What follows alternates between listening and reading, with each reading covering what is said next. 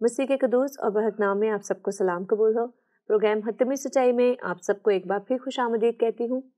آج بھی ہمارا جو عنوان ہے وہ بیس کر رہا ہے کتاب الاستفسار پر۔ کتاب الاستفسار میں کیا گیا یہ ٹاپک زیر بحث جو لایا گیا ہے، اس میں کیا مسیح کے اقوال اپنی اصل شکل میں ہیں، اس پر بات کریں گے۔ آج بھی ہمارے ساتھ پروفیسر جناب شفیق کمل صاحب اور بہت سی فیلسز کو، بہت سی کنفیوژنس کو دور کرنے میں ہماری معاونت کریں گے۔ ہم ان کے بہت زیادہ شکر گزار ہیں کہ یہ بڑی ڈیٹیل کے ساتھ، بڑے مفصل انداز میں اور اپنے منفرد انداز میں ان تمام سوالوں پر بات کرتے ہیں۔ ہم آپ کا بہت شکریہ ادا کرتے ہیں پروفیسر صاحب۔ ویلکم۔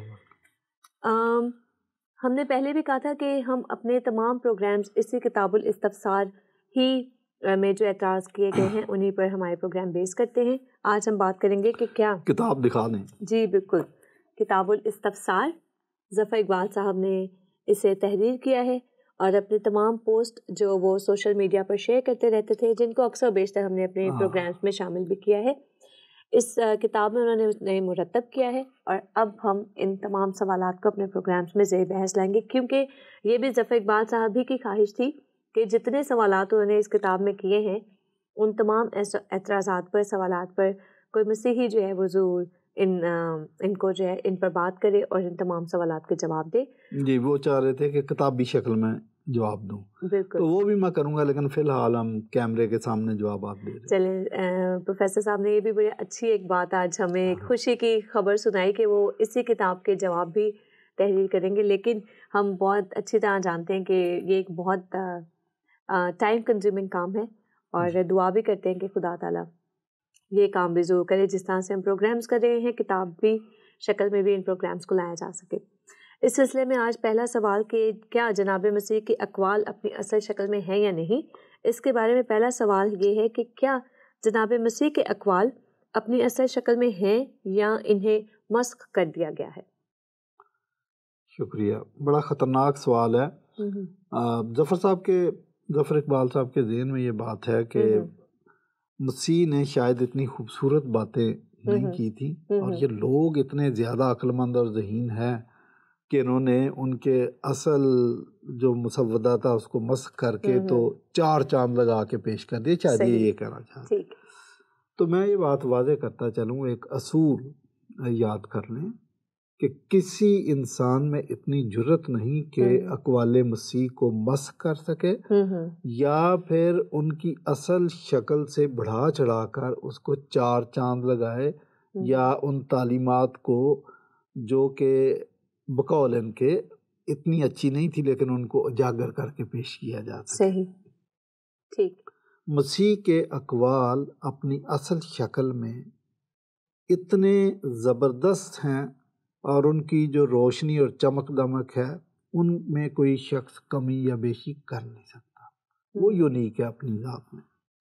مثلا مسیح یسوع کی جو تعلیمات ہے وہ تعلیمات ہمیں دیگر کسی جگہ پہ کہیں اور ملتی نہیں۔ مثلا اپنے دشمن کو معاف کریں، مجھے کوئی آلٹرنیٹو بندہ بتا دیں کہ اس نے بھی یہی بات کہی ہو کہ جی مسیح نے بھی کہا تھا لیکن وہ چونکہ بات پرانی ہوگی، اب میں آپ کو کہہ رہا ہوں، میرا نام لے کر یہ تعلیم رائج کریں کہ اپنے دشمن کو معاف کرتے ہیں۔ یہ 2000 سال سے یہ کریڈٹ مسیح کی ذات کو جاتا ہے، صحیح، دشمنوں کو معاف کرنا۔ اور ان کی مشہور بات، مشہور قول کہ اگر کوئی تمہارے دائیں گال پر تھپڑ مارے تو بایاں بھی اس کی طرف پھیر دے، مجھے کو بندہ دکھا دیں۔ یہ پرویز مشرف صاحب جب پریزیڈنٹ آف پاکستان تھے اور چیف آف آرمی اسٹاف تھے، تو انڈیا کو کسی بات پہ وہ جواب دے رہے تھے کہ میں پرویز مشرف ہوں، میں کرسچن نہیں ہوں کہ میرے دائیں گال پر تھپڑ مارو گے تو میں دوسرا گال پھیر دوں گا، میں اینٹ کا جواب پتھر سے دوں گا۔ صحیح۔ تو آپ کسی شخص سے بھی یہ توقع کر سکتے کہ وہ مسیح یسوع کی تعلیمات کو مسخ کر سکے یا اجاگر کر سکے، ان کی اصل شکل سے انحراف کر سکے، نہیں، ان کی اپنی تعلیمات یونیک ہیں۔ صحیح۔ وہ اپنی ذات میں اپنی جو چمک دمک رکھتی ہیں، وہ چمک دمک آج تک ڈم نہیں ہوئی، اور روز قیامت تک یہ اسی طرح درخشاں رہیں گی۔ بالکل۔ پھر وہ کہتے ہیں الوہیت کے متعلق مسیحی برادری کا یہ استدلال ہے کہ مسیح نے گناہ معاف کیے جو کہ خدائی کام ہے، اس کے بارے میں آپ ذرا روشنی ڈالیں، آپ کیا کہیں گے؟ دیکھیں، جب ہم مسیح کی الوہیت کے متعلق استدلال کرتے ہیں تو صرف گناہ معاف کرنے والا واقعہ نہیں ہے، اور بھی بہت ساری باتیں ہیں جن سے ہمیں مسیحیت کی الوہیت نظر آ جاتی ہے۔ مثلا جب یسوع مسیح نے کہا کہ میں ازل سے ہوں، یہ کہ اس سے پیشتے کہ ابراہیم تھا میں ہوں، اس کی الوہیت ہمیں نظر آتی ہے، اس کی پاکیزگی سے اس کی الوہیت نظر آتی ہے، اس کی قدرت اور اختیار سے اس کی الوہیت نظر آتی ہے، بے شک، اور بے شمار چیزیں ہیں۔ لیکن چلیں، آپ نے ذکر کیا ہے تو مفلوج والے واقعے میں مسیح نے مفلوج کو، جس کو 4 آدمی اس کی چارپائی کو یا کھٹولے کو چھت ادھیڑ کر انہوں نے نیچے لٹکایا، تو اتنی تگ و دو اس لیے کی کہ وہ مفلوج آدمی اس قابل نہیں تھا کہ 2 قدم چل سکے، صحیح، ورنہ وہ دروازے سے چل کے دھکا وکا دے کے تو اندر چلے جاتا، جی پہلے اس کے سہارا دے کے کسی ہاں کہ پہلے میرا کام کرو۔ یہ ساری چیزیں میں بتاتی ہے کہ یہ شخص اپنی کروٹ نہیں بدل سکتا تھا، ٹھیک ہے نا، اور اپنی مرضی سے پانی نہیں پی سکتا تھا، اپنی مرضی سے کچھ کھا پی نہیں سکتا تھا، صحیح۔ تو اس کو مسیح یسوع نے 2 باتیں کی تھی، اگر تو ہاں 2 باتیں یہ کی تھی کہ بیٹا تیرے گناہ معاف ہوئے، اور دوسری بات یہ تھی کہ اپنی چارپائی اٹھا اور چل۔ یہ ایسی یونیک سٹیٹمنٹ تھی کہ یہ اس کا لٹمس ٹیسٹ ادھر ہی ہو جاتا تھا۔ اگر تو مسیح یسوع صرف اتنا کہتے کہ بیٹا تیرے گناہ معاف ہوئے اور اس پہ بند کر دیتے سٹیٹمنٹ، تو ہمیں کیا پتا گناہ معاف ہوئے یا نہیں، صحیح، لوگ چہ مگوئیاں کرتے۔ لیکن مسیح یسوع نے ساتھ دوسری بات کی تھی کہ اپنی چارپائی اٹھا اور چل، اور اس شخص کو کہا اپنی چارپائی اٹھا اور چل جس کو 4 بندوں نے چھت ادھیڑ کر، کپریل کی چھت ادھیڑ کر اس کو نیچے اتارا، اور اس نے سچ مچ چارپائی اٹھائی اور چل دی۔ ڈگ روڈ میں ایک کنونشن تھی جس میں جو سپیکر تھا اس نے میسج بھی دینا تھا اور شفائیہ دعا بھی کرنی تھی مریضوں کے لیے۔ مجھے انہوں نے بلایا کہ جی آپ اس میں اوپننگ پریئر آپ کریں گے۔ اب چونکہ میری تو صرف اوپننگ پریئر تھی، لیکن اچھا نہیں لگتا کہ اوپننگ پریئر کر کے تو میں کہوں میں جا رہا ہوں، میں پوری عبادت میں ادھر ہی بیٹھا تھا۔ بیچ میں کیا ہوا کہ جیسے ہی موقع آیا کہ وہ شخص مریضوں کے لیے دعا کرے، 4 آدمی ایک پیشنٹ کو لے کے آئے، اور 2 آدمی آگے سے اسٹریچر کو اٹھائے ہوئے تھے، 2 پیچھے، اور وہ اسٹریچر جس کے ویل بھی تھے انہوں نے لا کے اسٹیج کے ساتھ پیرلل اس کے جوڑ دیا۔ اب یقین جانیں کہ میری روح کانپ گئی۔ میں نے کہا کہ یہ بندہ مریضوں کے لیے دعا کرے گا، اب ان کا ایمان دیکھیں، یہ اس لیے لے کے آئے ہیں کہ یہ دعا کرے گا اور یہ واپس اسٹریچر پر نہیں بلکہ اپنے پاؤں پر چل کے جائے گا۔ صحیح، بہت بڑا امتحان تھا۔ میں ابھی یہ نہیں بتاؤں گا کہ اس نے دعا کی وہ چلا یا نہیں چلا، اس بات کو چھوڑیں، لیکن میں آپ کو بتا رہا ہوں کہ یہی سلسلہ جب یسوع مسیح کے ساتھ تھا تو وہ آدمی چل پڑا تھا، اور پھر یسوع مسیح نے صرف ایک تو چل پڑا تھا، دوسری بات اس کو کہی کہ بھئی صرف چلنا ہی نہیں ہے، حالانکہ یہی کافی تھا، اس کو کہا اپنا بستر بھی اٹھا۔ اب آپ دیکھیں کہ ایک بندہ گلی میں بیٹھا رہتا ہے، لوگ اس کو آتے جاتے پیسے بھی دے کے جاتے ہوں گے کہ یہ چل نہیں سکتا، اس نے چارپائی بھی اپنی اٹھائی ہے، اس کے اوپر بستر رول کر کے اور بھاگا جا رہا، اور مجھے پتا ہے کہ جس قسم کی شفا اس کو ملی تھی وہ چل نہیں رہا ہوگا، وہ بھاگ رہا ہوگا۔ تو یہ ایک اشتہار بھی تھا، لوگ دیکھ رہے ہو کہ بھائی کون آ گیا۔ آپ کو پتا اندھے کو بھی لوگوں نے پوچھا کہ بھائی یہ کیا ہو گیا تیرے کو، تو تے اندھا ہے نا۔ تو آپ یہ دیکھیں کہ وہاں پر مسیح کی الوہیت، اس کی خدائی ہمیں صاف نظر آتی ہے، ہمیں کوئی ڈاؤٹ نہیں۔ بے شک۔ اچھا، آگے وہ اسی آپ کی بات کو بیس بنا رہے ہیں، وہ کہہ رہے ہیں کہ الوہیت مسیح کی تائید میں مفلوج کا واقعہ بیان کیا جاتا ہے، جیسا آپ نے بھی بیان کیا۔ پھر اس کی اگلی آیت کیوں نہیں بتاتے؟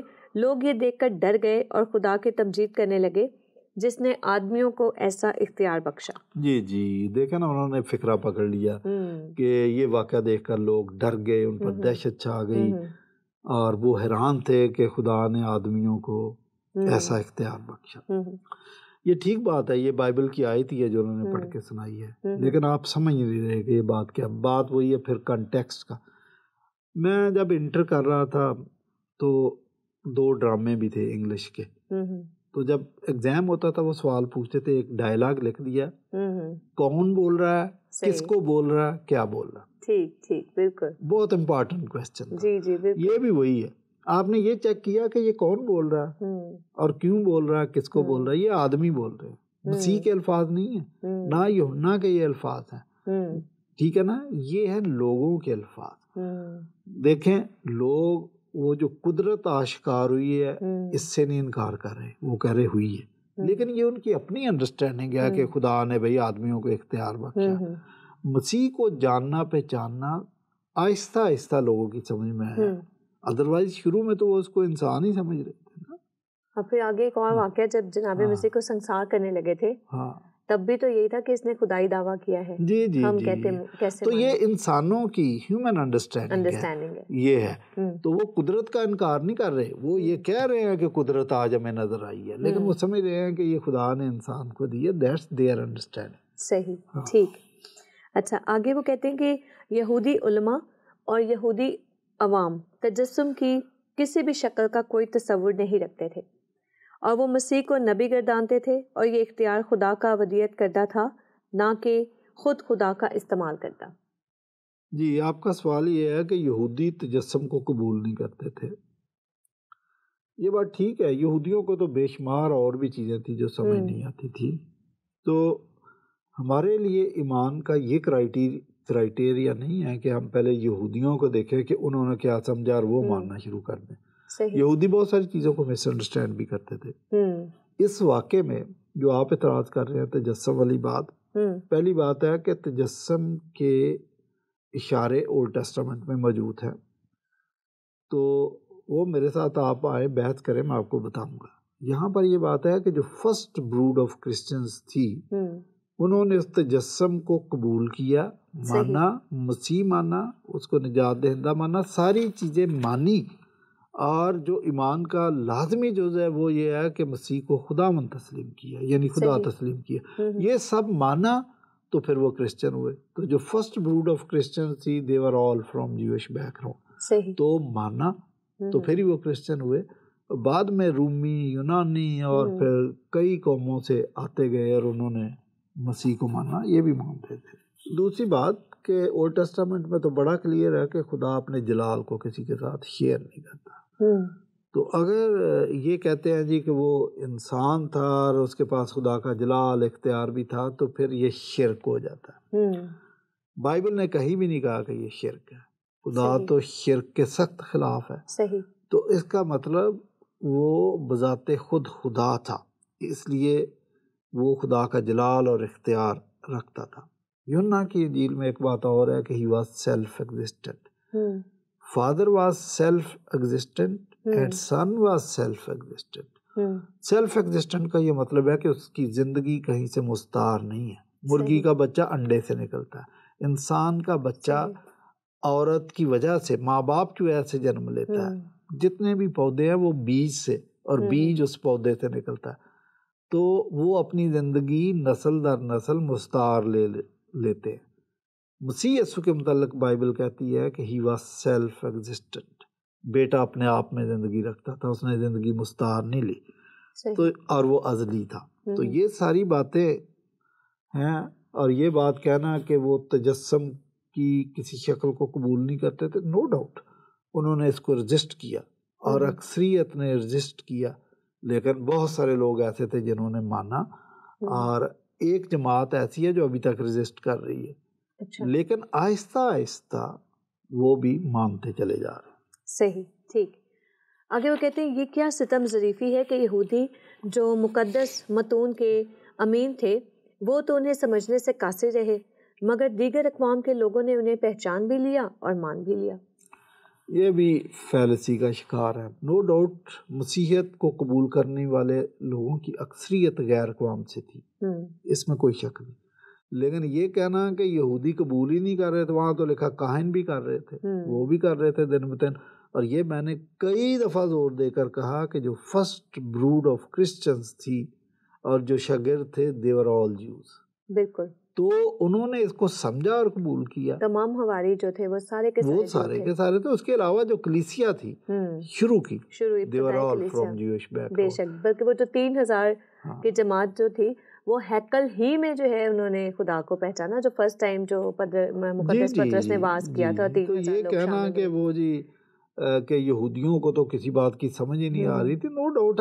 ایکچولی ان کو جو مخالفت ہے وہ جیوش سائڈ سے نظر آتی ہے. مخالفت بھی انہی کی سائڈ تھی, سلیب دلوانے والے بھی وہی تھے, لیکن قبول کرنے والے بھی وہی تھے, انہی میں سے تھے. تو ان ساری باتوں کو سمجھنا چاہیے تھا. جن کو نہیں سمجھ آ رہی تھی, مسیح یسوع نے ان کے ذہن کو کھولا تاکہ وہ کتاب مقدس کو سمجھ سکے.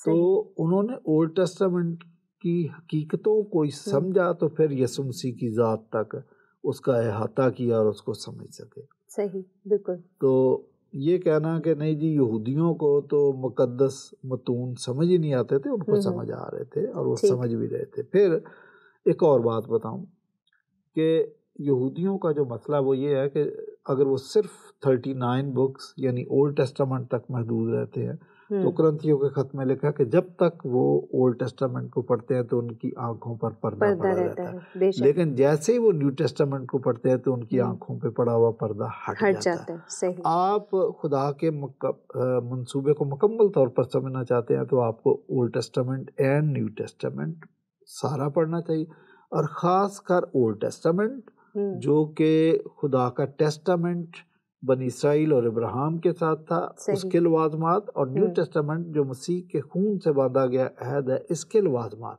تو اولڈ ٹیسٹامنٹ اور نیو ٹیسٹامنٹ اور بوتھ دا ٹیسٹامنٹ, جب تک آپ ان کو مکمل طور پر نہیں پڑھتے, جبکہ یہ دونوں ٹیسٹامنٹ ایک دوسرے کو کمپلیمنٹ کرتے ہیں, تو آپ بہت ساری چیزیں مس کر جاتے ہیں.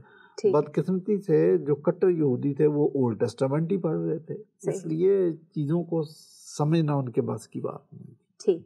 پھر آگے وہ کہتے ہیں تجسم کا اتنا بڑا دعویٰ یہودی کیسے تسلیم کر سکتے تھے جبکہ اولڈ ٹیسٹامنٹ میں اس کی کہیں ہدایت نہ تھی.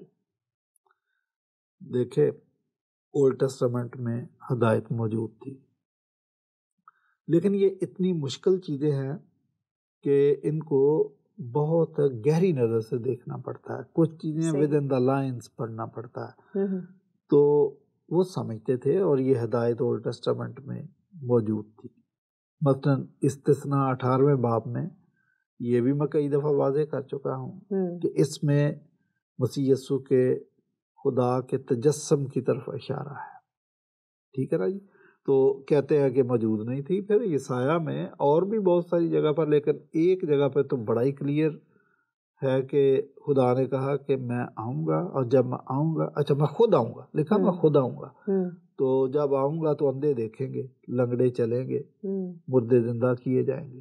اور یہی بات جب یوحنا اصطباغی نے ایک وفد بھیجا تو مسیح سے پوچھا کہ بھائی آپ کون, ہمیں سمجھ نہیں آ رہی, واضح طور پر بتاؤ کہ جو آنے والا نبی ہے تو ہی ہے یا ہم کسی اور کی راہ دیکھیں. تو آپ کو پتا ہے کہ مسیح یسوع نے یسایہ کا یہی حوالہ کوٹ کیا, اور اس حوالے میں کہا تھا میں خود آؤں گا. تو ان کو یہ نہیں بتائی بات کہ بھائی میں وہی ہوں اور خود آ گیا ہوں, یہ بات نہیں بتائی. لیکن بات کیا بتائی ہے کہ بھائی اس کو بتاؤ کہ یہ چیزیں ہو رہی ہیں, مردے زندہ کیے جا رہے ہیں, لنگڑے چل رہے ہیں, اندھے دیکھ رہے ہیں, ہے نا. صحیح. تو یقیناً یوحنا کو جب یہ بتایا ہوگا تو اس کو سمجھ آ گئی ہوگی کہ خدا آ چکا زمین پر. صحیح. ٹھیک. ہاں صحیح. پھر وہ کہہ رہے ہیں کہ جب یہودیوں نے یوحنا اصطباغی سے وہ نبی کے بارے میں سوال کیا تو انہیں یہ سوال جناب مسیح سے بھی کرنا چاہیے تھا, اور خصوصاً یوحنا کے انکار کے بعد. لیکن انجیل نویس اس سے پہلو بچا کر گزر جاتے ہیں. جی, آپ کا سوال یہ ہے کہ یہودیوں نے یوحنا اصطباغی سے تو پوچھا تھا کہ کیا تو وہ نبی ہے, اس نے کہا میں نہیں ہوں.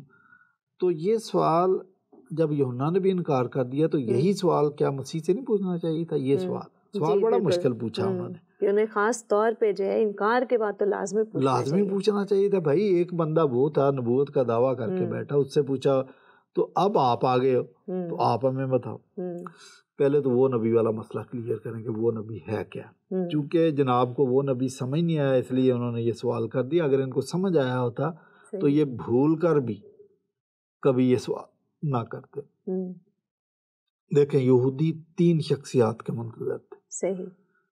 ایک تھا مسیح یسوع آئے گا، دوسرا یہ ہے کہ ایلیا آئے گا، اور تیسرا یہ تھا وہ نبی، اور وہ نبی ہے جھوٹا نبی. استثناء 18ویں باب میں 2 نبیوں کا ذکر ہے، ایک مسیح یسوع کی ذات کے بارے میں، ایک جھوٹے نبی کے بارے میں. وہ نبی، بلکہ یہ تو مجھے پڑھ کے سنانا ہے. بالکل آپ کو پڑھنا چاہیے.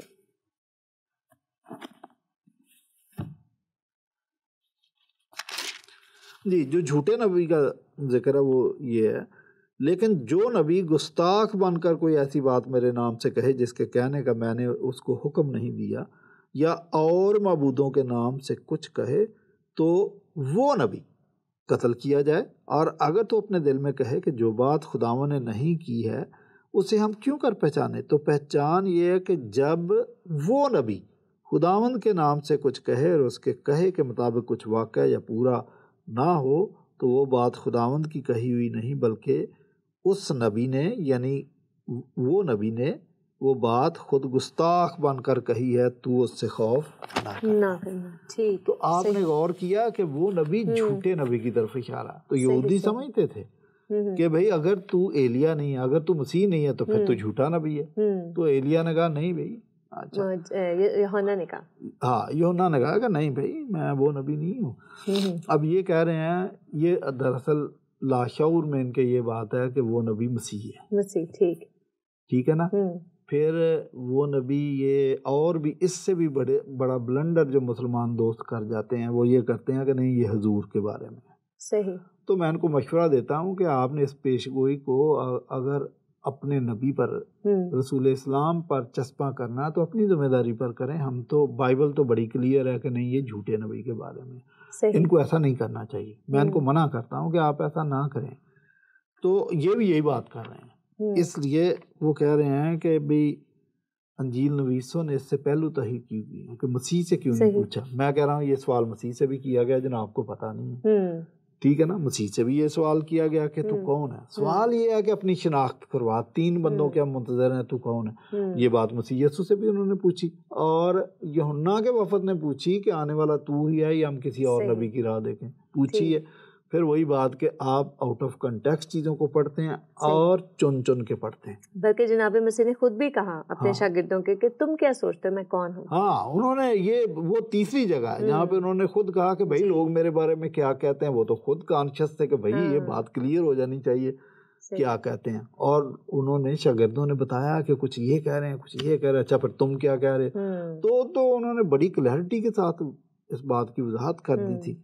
تو ظفر صاحب اگر خود ہٹے ہوئے ہیں لائن سے، اپنے ٹارگٹ سے، تو میں ان کو ایک مشورہ ہی دے سکتا ہوں کہ خدا کا واسطہ ہے آپ چیزوں کو سوچ سمجھ کر پڑھا کریں، اس کنٹیکسٹ اور متن کے اندر پڑھا کریں، تو آپ کو چیزوں کی سمجھ آ جائے گی.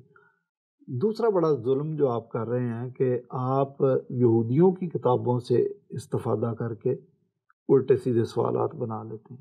آپ کا فرض بنتا ہے کہ کرسچن سے بھی مشورہ کریں کہ آپ اس پیسج کو کیسے سمجھتے ہو، پھر کوئی کتاب لکھیں. صحیح. تو شاید بہتری آ جائے. ٹھیک. بہت شکریہ پروفیسر جناب شفیق کمل صاحب آج کے اس پروگرام میں اس عنوان پر بات کرنے کے لیے کہ کیا جناب مسیح کے جو اقوال ہیں وہ اپنے اصل مقام پر، اپنی اصل شکل میں موجود ہیں یا ان کو مسخ کر دیا گیا تھا. ہم بہت شکر گزار ہیں آپ کے ان تمام کنفیوژنس کو بھی دور کرنے کے لیے، تمام سوالات کو زیر بحث لانے کے لیے. اور شکریہ ادا کرتے ہیں آپ تمام کا جو ہمارے پروگرام کو دیکھتے ہیں، ہمارے پروگرام کو سراہتے ہیں اور اپنے سوالات ہم تک بھیجتے ہیں. ہم آپ کا بھی شکریہ ادا کرتے ہیں. آج کے اس پروگرام سے میں یہی سیکھ پائی، یہی جان پائی کہ جناب مسیح نے جیسا کہا کہ جو انجیل نویس ہے اس نے لکھا کہ یسوع مسیح کل اور آج بلکہ ابد تک یکساں ہیں. تو جب ایک شخصیت یکساں ہے تو اس کے قول اور فعل میں تضاد نہیں، اس لیے اس کے اقوال بھی رہتی دنیا تک ویسے ہی یکساں ہیں اور ہمارے لیے زندگی بخش پیغام اسی طرح یہ تمام اقوال لاتے ہیں اور ہمیں زندگی کی راہ کی طرف لے جاتے ہیں. صرف ضرورت اس بات کی ہے کہ ہم اپنے نظریات کو، اپنے عقائد کو اور اپنی آنکھوں کی اس اینک کو، اس کے اگر شیشے بدل لیں گے تو شاید چیزیں بہت کلیئر اور واضح ہو جائیں گی. ہم آج کے اس پروگرام میں بھی آپ سے یہی گزارش کریں گے کہ ایک بار پھر اگر آپ اپنے ان تمام سوالات کو دیکھیں، پرکھیں، کانٹیکسٹ کے ساتھ پڑھیں، تو پھر عین ممکن ہے کہ آپ کو ایسی کتابیں دوبارہ لکھنے کی ضرورت محسوس نہیں ہوگی۔ آج کے اس پروگرام کے وسیلہ سے ہم نے یہی جانا کہ جناب مسیح کے اقوال، جیسا کہ جناب مسیح نے خود بھی کہا کہ زمین اور آسمان ٹل جائیں گے لیکن میری باتیں ہرگز نہ ٹلیں گی۔ یہ باتیں میرے لیے آسمان پر روشن چمکتے ستارے کی مانند ہیں جو مجھے صبح کے ستارے کے پاس لے جاتی ہیں۔ امید کرتی ہوں کہ یہی روشن باتیں آپ کو بھی صبح کے ستارے کے قریب لے آئیں اور آپ بھی زندگی کو حاصل کرنے والے ہوں۔ اور پھر جب جناب مسیح آپ سے پوچھے کہ تم مجھے کیا سمجھتے ہو، میں کون ہوں، تو پطرس کی طرح آپ بھی دلیری کے ساتھ جواب دے سکیں۔ بہت شکریہ ہمارے پروگرام کو دیکھنے کے لیے۔ اپنی دعاؤں میں مجھے اور میری ٹیم کو یاد رکھیں اور اپنے سوالات، اعتراضات، اپنی تنقید ہم تک بھیجتے رہیں تاکہ ہم اپنے پروگرام کو اور بہتر بنانے والے ہوں۔ آج کے اس پروگرام سے مجھے دیجیے اجازت، اسی امید کے ساتھ کہ آپ سچ کو جانیں گے، سچ کو کھوجیں گے اور سچ کو سننے کا حوصلہ اور ہمت اپنے اندر ضرور پیدا کریں گے۔ بہت شکریہ، خدا حافظ۔